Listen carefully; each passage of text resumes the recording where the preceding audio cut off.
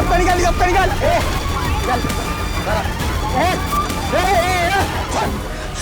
Uncle, uncle मैं काजल, आप please मेरी हेल्प करिए, मुझे आपकी हेल्प की जरूरत है अंकल। आप प्लीज प्लीज अंकल मेरी हेल्प करिए, मैं मुसीबत में हूँ।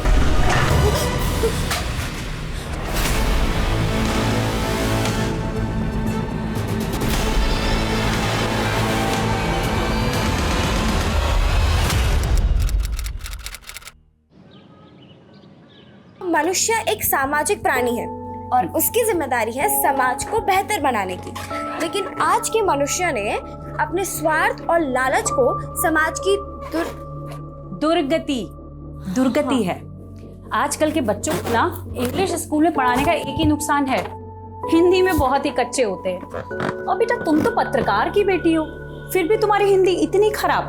माँ, मैं ना आपके और पापा की तरह कोई जर्नलिस्ट नहीं हूँ, और वैसे भी मुझे ना इंग्लिश रिपोर्टर बनना है। अच्छा, देखना क्या टॉप की रिपोर्टर बनूंगी मैं। प्राइम टाइम पे मेरा शो आएगा।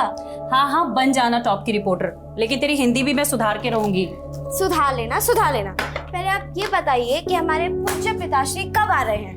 बस आ रहे हैं वो। ठीक।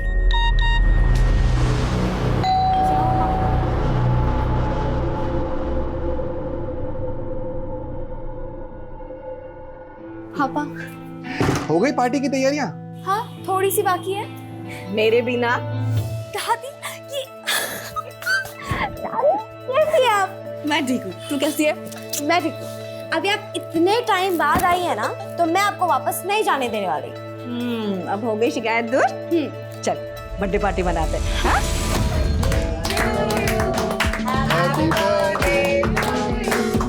Happy birthday, dear Kajal. Happy birthday.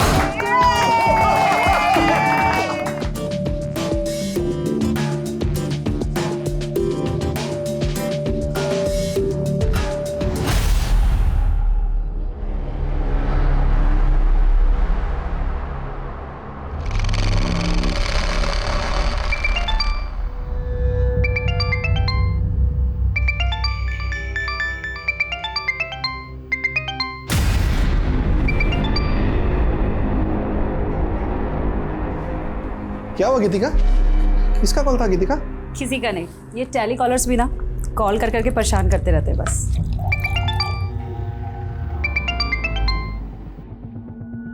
मैं माँ को कोल्ड ड्रिंक दे के आती हूँ।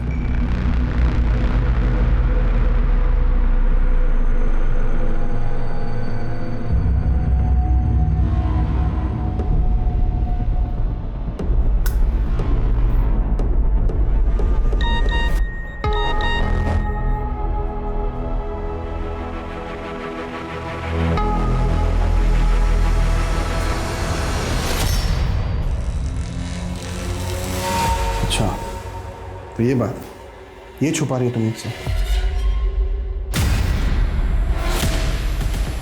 कौन था मामा? कौन है? कौन है वहां?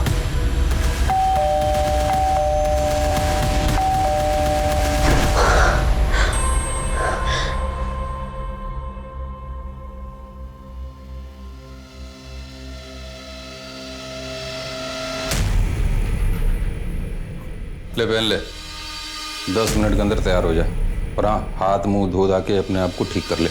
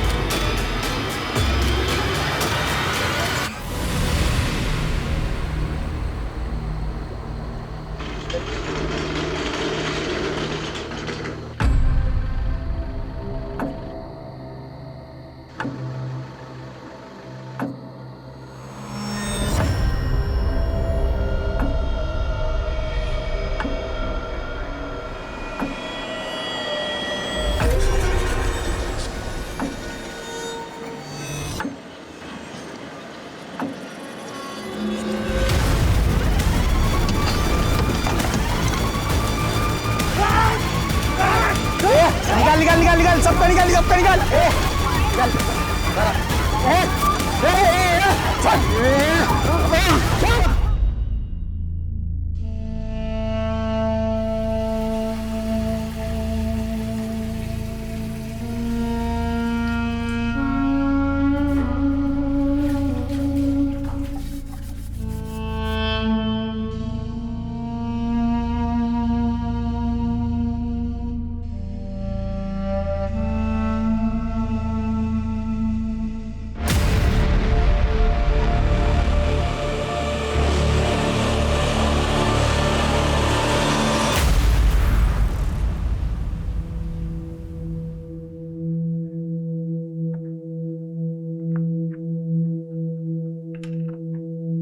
क्या जरूरत थी ये सब करने की?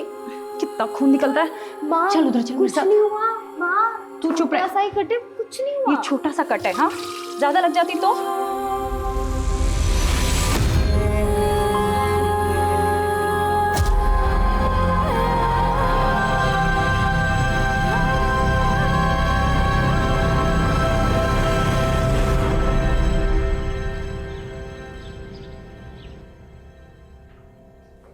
सर अभी अभी खबर मिली है कि बाईपास पर एक फैमिली के साथ लूटपाट हुई है सर। उनके एक फैमिली मेंबर की हत्या कर दी गई और उनकी महिलाओं के साथ रेप हुआ है सर। चलो।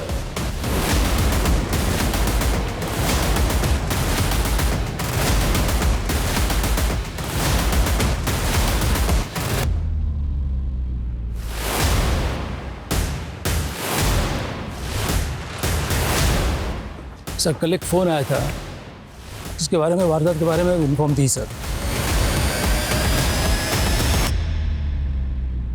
सुनीता, इन लेडीज़ को हॉस्पिटल लेके जाओ, इनका मेडिकल चेकअप कराओ। जी सर।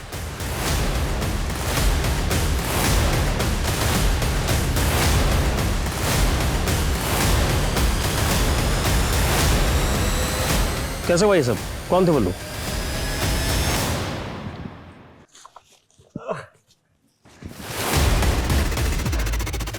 हम नहीं जानते वो लोग कौन थे, लेकिन इसका जिम्मेदार सिर्फ आप लोग हैं। सुन रहे हैं ना?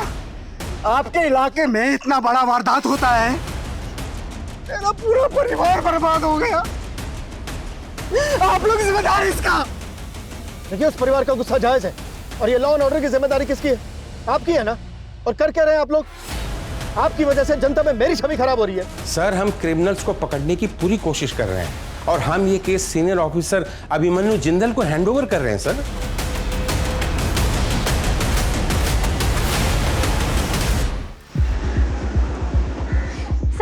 सर देखिए मैं आप सभी लोगों को इस बात का भरोसा दिलाना चाहता हूं कि अब इस केस में कोई कोताही नहीं बरती जाएगी।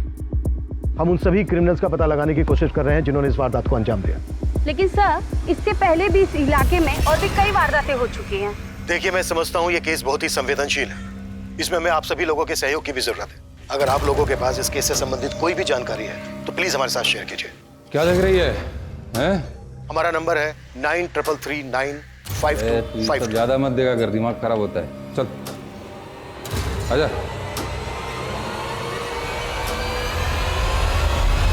सर जिस तरह की ये वारदात है, पिछले कुछ दिनों में ऐसी कई वारदातें हुई हैं।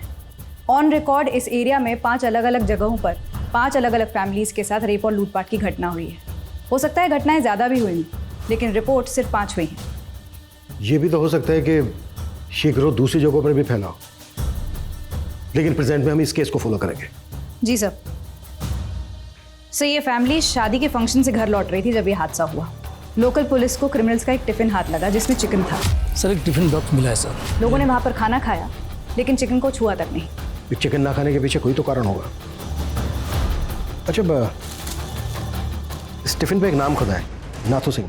जी सर, ये नाम वाला एंगल और क्रिमिनल्स के चिकन ना खाने वाले एंगल को पुरानी इन्वेस्टिगेटिव टीम ने काफ़ी इन्वेस्टिगेट किया, लेकिन कोई इन्फॉर्मेशन हाथ नहीं लगी उनके। उनकी इन्वेस्टिगेशन जहाँ खत्म हुई है हम वहाँ से शुरू करेंगे। एक काम करते हैं, सबसे पहले क्राइम सीन विजिट करते हैं। सर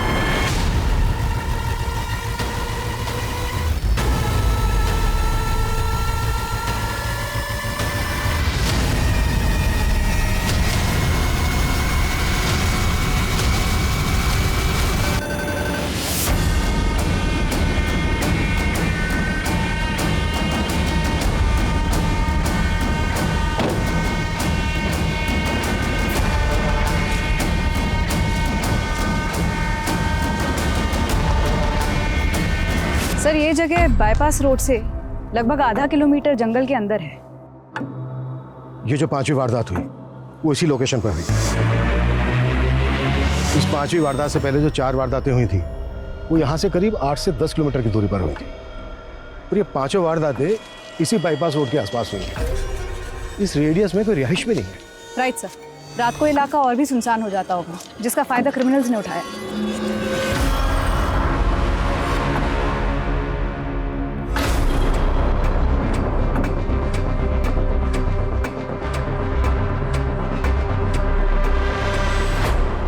अगर आसपास कोई रिहाइश नहीं है तो फिर यहाँ पे पूजा करने कौन आता होगा? शाश्वता, आसपास के इलाकों में पता करो कि यहाँ पर लोकल लोगों का आना जाना है क्या।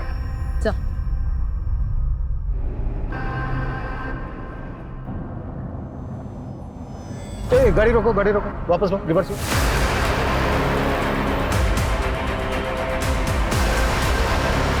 रोको।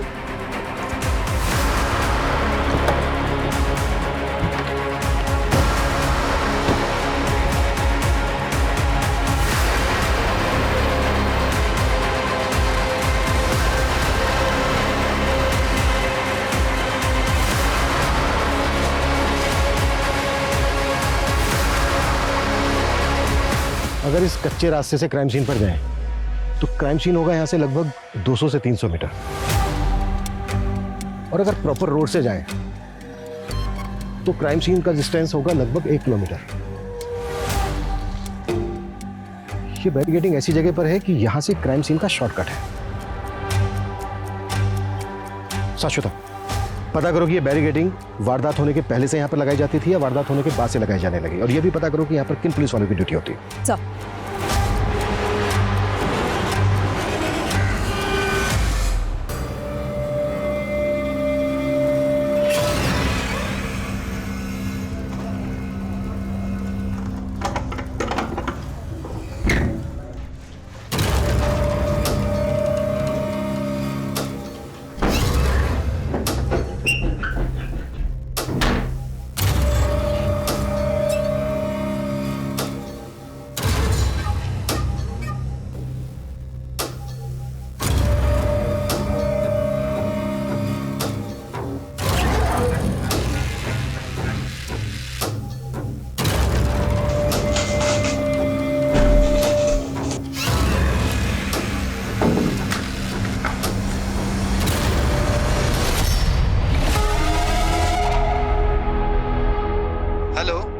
हेलो, मुझे अंकल से बात करनी है।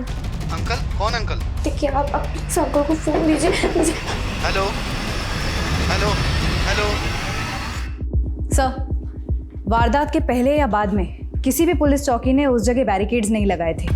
वो बैरिकेड्स वहां किसने पहुंचाए इसकी कोई इन्फॉर्मेशन नहीं मिल रही है। कहीं ऐसा तो नहीं है कि वो बैरिकेड क्रिमिनल्स के द्वारा इस्तेमाल किए गए हो? उसी बैरिकेडिंग से टारगेट सेट करके आगे इंफॉर्मेशन पास कर दी जाती हो। एक काम करो, विक्टिम्स की फैमिलीज को बुलाओ। सर, उस रात हम शादी से वापस लौट रहे थे और अचानक गुंडों ने हम पे हमला कर दिया। निकाल, सबको निकाल। अच्छा, जहाँ पर ये वारदात हुई उससे पहले तुम्हें कोई पुलिस बैरिकेडिंग मिली थी? सर, आधा 1 किलोमीटर पहले एक नाकाबंदी पे हमारी गाड़ी रुकवाई गई थी।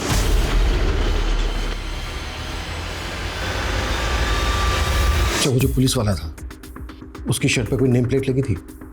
सर, इतना ध्यान तो नहीं है मुझे सर। चेहरा याद है उस पुलिस वाले का? सर, काफ़ी अंधेरा था और मुझे कुछ याद भी नहीं है सर।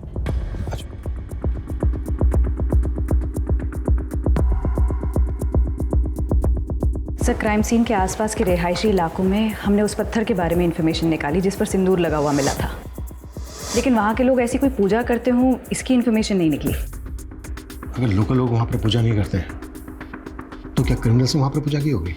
सर, हो सकता है कि ये किसी ट्राइबल कम्युनिटी का काम। ऐसे समुदाय होते हैं जो धार्मिक भी होते हैं और ऐसी वारदातें भी करते हैं। आखिरी वारदात जिस दिन हुई उस दिन मंगलवार था और क्राइम सीन से हमें चिकन से भरा हुआ टिफिन मिला। अक्सर लोग मंगलवार को नॉन वेज नहीं खाते। हो सकता है किसी खास समुदाय के हों। ऐसे समुदाय के बारे में पता करो और इस वारदात से पहले जो 4 वारदातें हुई हैं उनकी फैमिलीज को बुलाओ।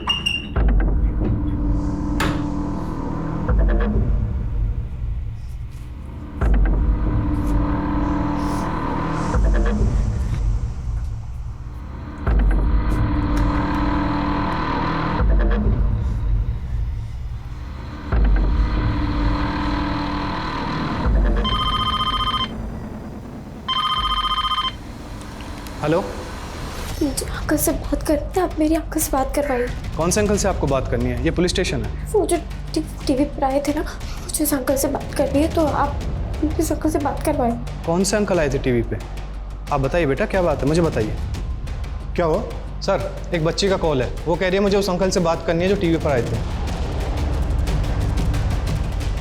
हेलो हेलो बेटा, मैं वही अंकल हूँ जो न्यूज़ में आए थे टीवी पर। बोलो, क्या बात करनी है? अंकल, मैं ना यहाँ पर फंस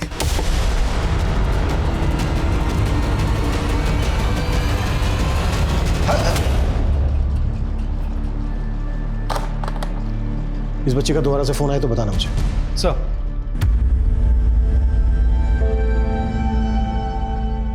डॉक्टर रंजन, मैं समझ सकता हूँ ये आपके लिए बहुत मुश्किल होगा, पर क्रिमिनल तक पहुंचने के लिए ये हमारे लिए बहुत जरूरी है।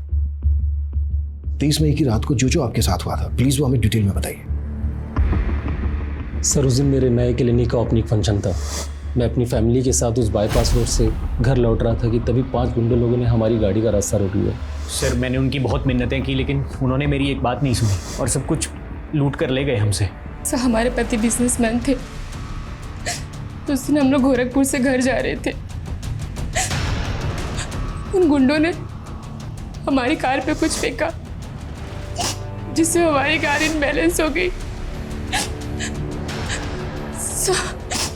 उन लोगों ने हमारे पति को मार दिया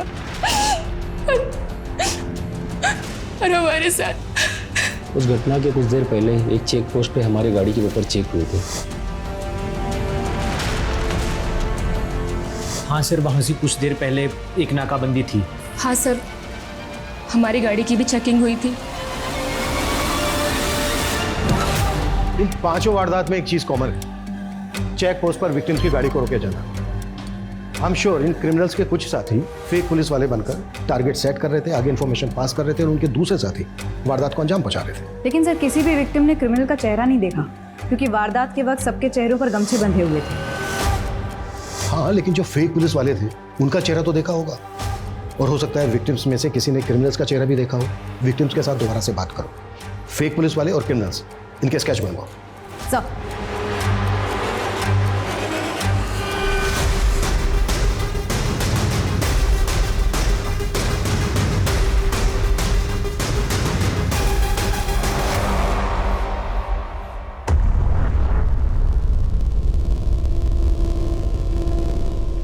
सर, उस बच्चे का दोबारा कॉल आया है।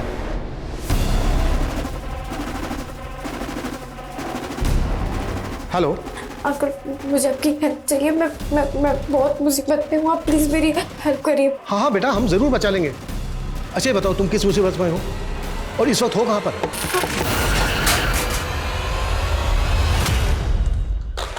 जिस नंबर से कॉल आया, पता करो किसका कॉल है, किसके नाम पर रजिस्टर्ड है। इस नंबर को ट्रेस करने की कोशिश करो। सर,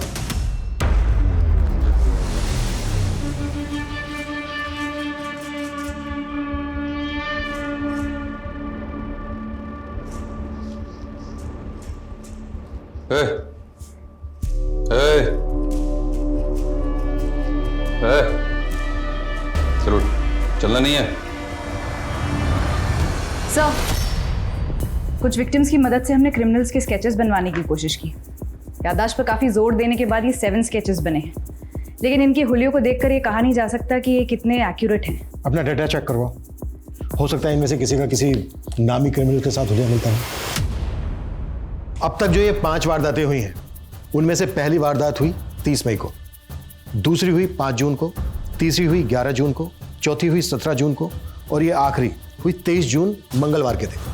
30 मई को जो हुई थी उस दिन सैटरडे था, 5 जून को जो हुई उस दिन फ्राइडे था, 11 जून को जो हुई उस दिन थर्सडे था, 17 जून को जो हुई उस दिन वेडनेसडे था, 23 जून को जो हुई उस दिन ट्यूसडे था, यानी कि मंगलवार।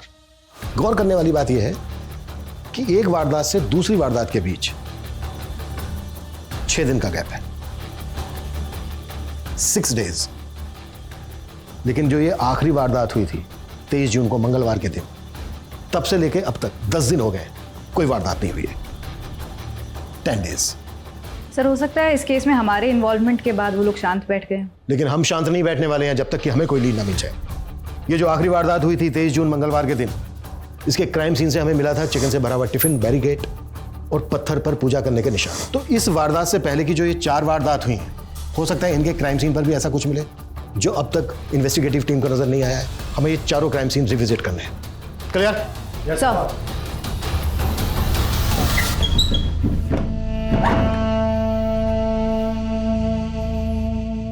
ले तेरे लिए दूध लाया हूं, फटाफट पी ले। सुना नहीं? दूध लाया हूं, फटाफट पी ले। नहीं मानेगी।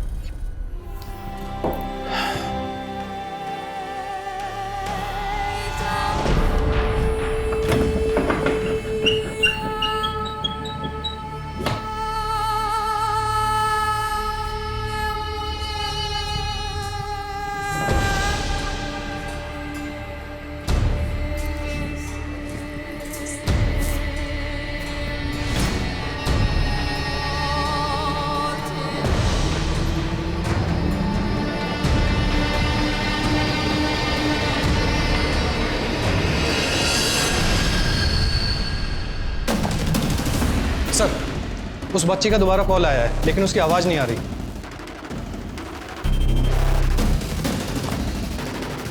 हेलो हेलो हेलो अंकल, मैं काजल, मुझे आपकी हेल्प चाहिए। बेटा, मुझे आपकी आवाज नहीं आ रही है। Hello uncle, hello. अगर आपको मेरी आवाज आ रही है तो मैं ये फोन काट के अपने मोबाइल फोन से आपको वीडियो कॉल करता हूँ। अंकल अंकल, मैं काजल। हेलो बेटा, हेलो। मुझे आपकी हेल्प की जरूरत है अंकल, आप प्लीज प्लीज अंकल मेरी हेल्प करिए, मैं मुसीबत में हूँ।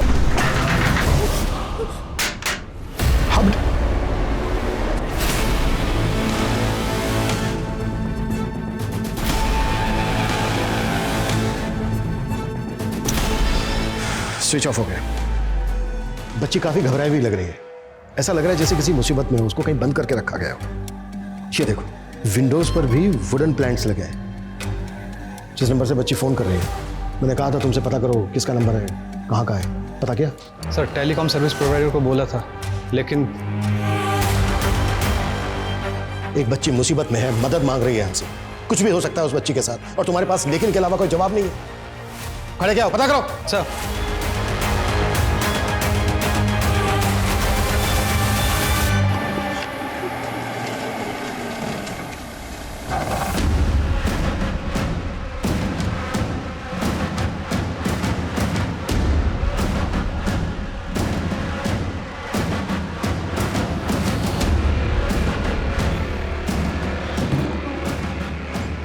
सर, जिस नंबर से वो बच्ची कॉल कर रही थी वह किसी जयदेव वर्मा के नाम से नील कटरा के एड्रेस पर रजिस्टर्ड है, और वो नंबर काफ़ी टाइम से भी बंद आ रहा है। और सर, ये जयदेव की फ़ोटो।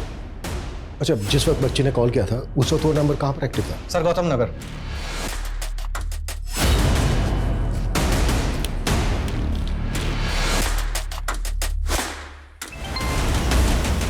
सर, मैं आपको ही फ़ोन करने वाली थी।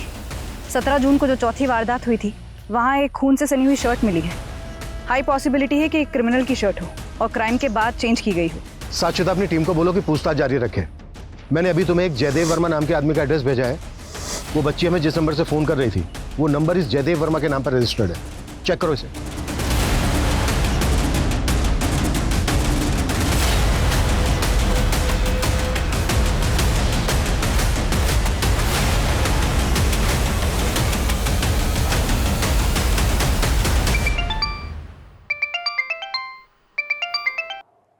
हाँ शाश्वता। सर, जिस जयदेव वर्मा का आपने एड्रेस भेजा था वहाँ कोई जयदेव रहता ही नहीं है। आई थिंक वो नंबर फेक आईडी पर लिया गया है। उस नंबर के कॉल रिकॉर्ड्स में हमें 2 नंबर और भी मिले, वो दोनों भी फेक आईडी पर लिए गए। वो बच्ची जरूर गलत लोगों के चंगुल में फंसी है। उस बच्ची ने जिस नंबर से हमें फ़ोन किया था, वो नंबर उस वक्त गौतम नगर में एक्टिव था। गौतम नगर बहुत बड़ी कॉलोनी है। एक काम करो, एक टीम बनाओ, उस टीम को बच्ची का फोटो दो। स्क्रीनशॉट लिया था मैंने, हो सकता है उस एरिया में बच्ची का फोटो देख के उसे कोई आइडेंटिफाई कर ले।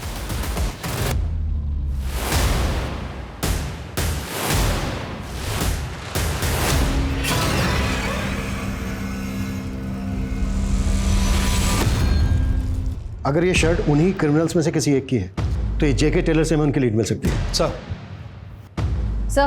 शांतिनगर पुलिस थाने से उस बच्ची के बारे में पता चल गया जो लगातार हमें फ़ोन करती रहती है। सर, लगभग 1 साल पहले इस बच्ची के माँ बाप की मौत एक कार एक्सीडेंट में हो गई थी, तभी से ये बच्ची मिसिंग। वो बच्ची 1 साल से मिसिंग है। उसकी फैमिली में और कौन कौन है?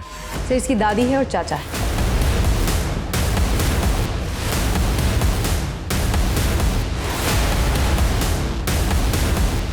मेरी काजल जिंदा कहाँ है वो? आप उसे अपने साथ लेके क्यों नहीं आए? इस वक्त काजल कहाँ है हमें नहीं पता।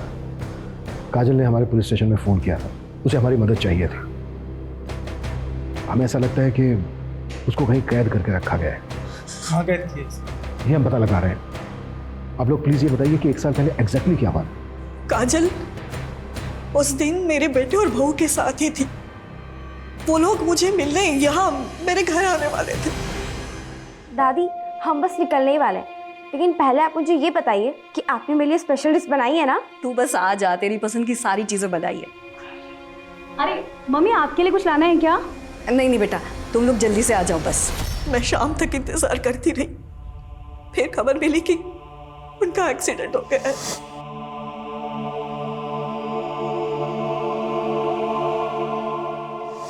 पुलिस ने कहा कि मेरे बेटे और बहू का एक्सीडेंट हुआ था, पर काजल वहां थी ही नहीं।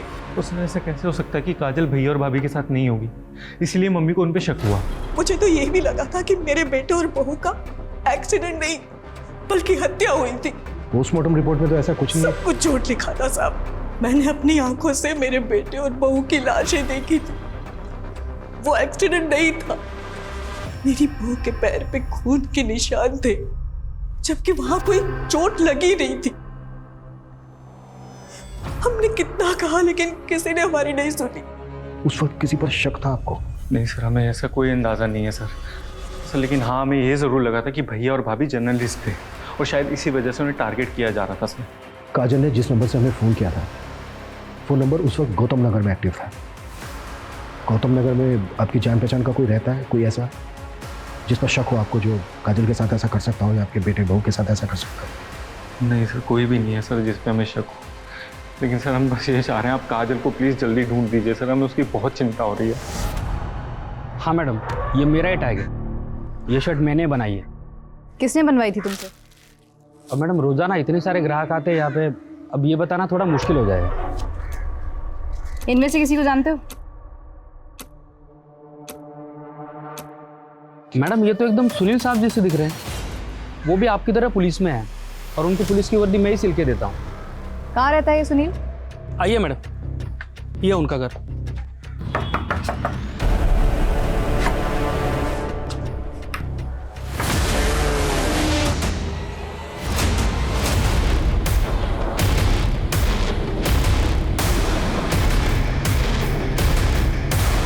सर, मैंने सुनील के रिकॉर्ड्स अच्छे से चेक किए, कहीं भी इन्फॉर्मेशन नहीं मिली कि वो पुलिस वाला है। जबकि अमोल ने सुनील का फोटो आइडेंटिफाई करते हुए कहा है कि ये वही पुलिस वाला है जिसने वारदात वाले दिन बैरिकेडिंग पर उसकी गाड़ी रोकी थी। मतलब अब ये साफ है कि सुनील उन क्रिमिनल्स में से एक है जो फेक पुलिस वाले बनकर टारगेट सेट करते थे और उनके बाकी के साथी वारदात को अंजाम देते थे। सर, टेलर ने जो सुनील का नंबर दिया था वो किसी फेक आईडी पर रजिस्टर्ड है, और सर सुनील का वो नंबर उन 2 नंबरों में से एक है जिससे काजल हमें कॉल करती थी। मतलब इस सुनील का काजल के अब्डक्शन से भी कनेक्शन है? सर कहीं ऐसा तो नहीं कि काजल के पेरेंट्स इसी गैंग का शिकार हुए हों और फिर इसी गैंग ने काजल को अबडक्ट कर लिया? काजल की दादी और चाचा का भी यही कहना है कि उनका मर्डर हुआ था। काजल की दादी और चाचा को बुलाओ, हो सकता है ये लोग इन क्रिमिनल्स को पहचानते हो। इनमें से तो हम किसी को नहीं जानते, पर ये आदमी का चेहरा कुछ दिखा दिखा लग रहा है। कहाँ देखा था आपने इसको?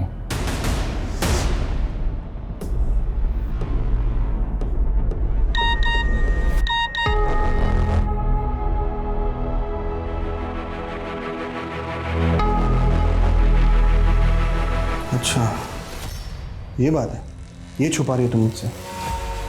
तुम्हें धमकी भरे मैसेजेस आ रहे हो, तुमने मुझे बताया तक नहीं। हमारे प्रोफेशन में तो ये आम बात है ना, ऐसे कॉल और धमकी आना। लेकिन तुम्हें मुझे तो बताना चाहिए ना एटलीस्ट। रघु मुझे धमकी भरे मैसेज कर रहा है।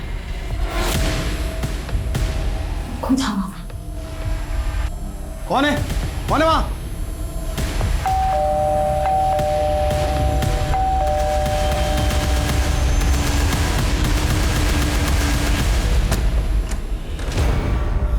तू, तेरी हिम्मत कैसे हुई गीतिका को धमकी देने की? हा? चल दे, आराम से शांत। मुझे तो लगा यार तुम अकेले ही बेवकूफ आदमी हो, तुम्हारी पत्नी तो समझदार होगी, पर नहीं, तुम दोनों के ऊपर ईमानदारी और अच्छाई की चर्बी चढ़ी हुई है। अब पते की बात सुन लो, केस जो है ना वापस ले, नहीं तो सबको मार देंगे। किस वजह से ये आदमी आपके बेटे और बहू को धमकी दे रहा था? वो हमने हमारे बेटे और बहू को बाद में पूछा भी था, पर उन्होंने हमें कुछ नहीं बताया। एक तरफ हाईवे पर लूट और रेप के केस और दूसरी तरफ उन क्रिमिनल्स में से एक क्रिमिनल काजल की फैमिली के पर्सनल स्पेस तक पहुंच गया। से हाईवे रॉबरीज के 5 केसेस काजल के केस से बिल्कुल अलग लग रहे हैं। काजल के पेरेंट्स की संदिग्ध हालत में मौत और उसको कैप्टिव रखना, इसके पीछे कोई बड़ा मकसद लग रहा है सर। अब तक हम मानकर चल रहे हैं कि काजल को गौतम नगर में कहीं कैप्टिव करके रखा गया होगा।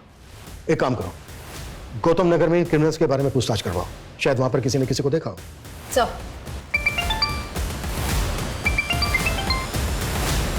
जैन सर। हाँ सर, ये बच्ची को मैंने कई बार देखा हूँ। ये लड़का मेरे ऑटो में कई बार इसको लेके जाता था। ये दोनों लड़के और बच्ची अब कहाँ मिलेंगे? और तुम इनको कहाँ से पिक करते थे अपने ऑटो में?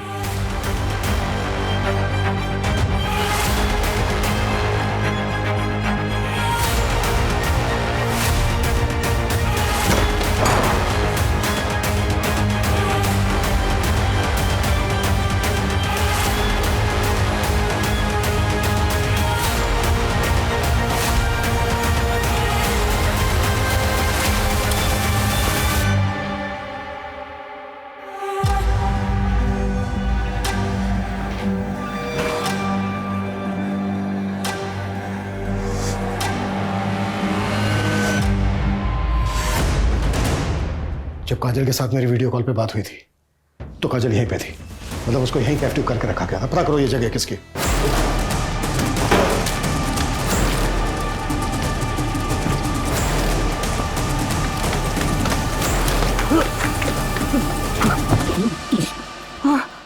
काजल कहाँ है?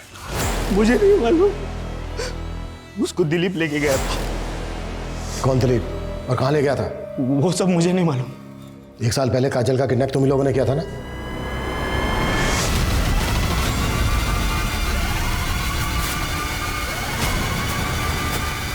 आनंद, क्या हो? बाहर दिखा रहे लेकिन क्या हुआ? आनंद, अरे क्या कर रहे हो? अरे मेरी बात तो सुनो। आवाज बाहर एकदम। छोड़ मुझे। और पिछले 1 साल से साहब उससे मजे कर रहे हैं। ये जो हाईवे पे लूट और रेप के केसेस होते थे, ये सब भी तुम उसी साहब के कहने पे करते थे ना? नहीं साहब, इसमें हमारे साहब का कोई हाथ नहीं है। ये तो हमारे समुदाय का पुराना धंधा है। हम अपने देवता को प्रसन्न करते हैं और हम में से एक पुलिस के भेष में बैरिकेडिंग लगा के टारगेट सेट करता है और हमको इन्फॉर्म कर देता है। कि सुनील तो तुम्हारे लिए काम करता था, फिर उसको क्यों मारा? उसके साथ बंटवारे के लिए झगड़ा हो गया था तो मेरे लोगों ने उसको मार दिया। देख, सब कुछ तो बता दिया तूने, अब ये भी बोल दे कि तेरा साहब कौन है और काजल कहाँ है।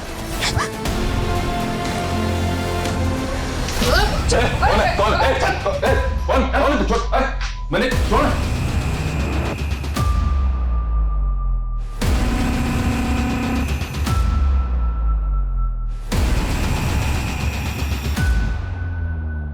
बेटा डरो मत, तुम्हें डरने की कोई जरूरत नहीं है, अब तुम हमारे पास हो, कुछ नहीं होने देंगे हम तुम्हें। बस बेटा हमें ये बता दो कि वो लोग तुम्हें किस आदमी के पास लेके जाते थे? पापा ने उस अंकल के अगेंस्ट न्यूज़ छापी थी। चल अंदर चल, इधर है तेरा पति, किधर बुला बुला उसको। अरे ये क्या कर क्या? उसके करप्शन के एविडेंस थे, इसलिए उसने।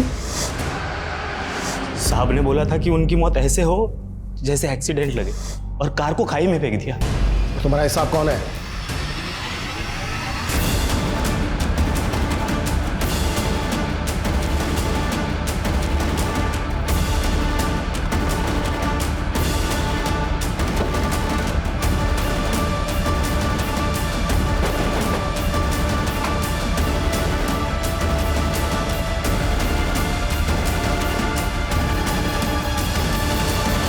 पता भी है किस पे हाथ डालो तुम? 2 मिनट के अंदर ना तुम्हारी वर्दी छिन जाएगी तुमसे। हमारी चिंता छोड़िए, अपनी सोचिए मंत्री जी। आपकी तो कुर्सी भी गई और इज्जत भी।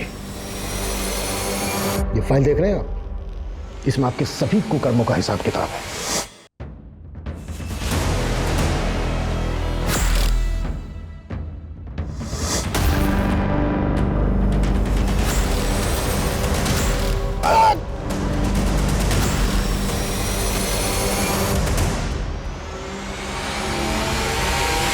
और आपके कुछ वीडियो भी है हमारे पास जो इस बात का सबूत है कि आप लड़कियों को बंदी बना के रखते थे, उस समय समय पर उनका रेप भी करते थे।